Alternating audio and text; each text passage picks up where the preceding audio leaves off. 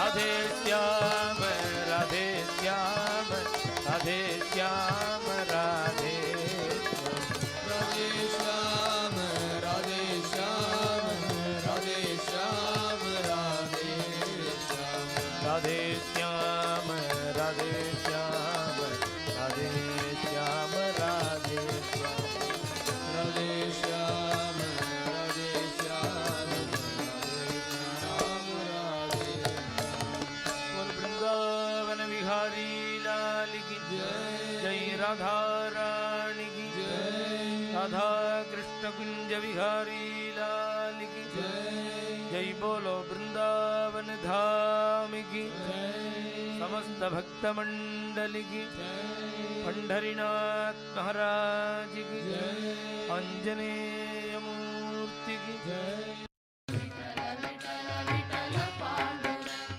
Vitthal Vitthal Vitthal Panduranga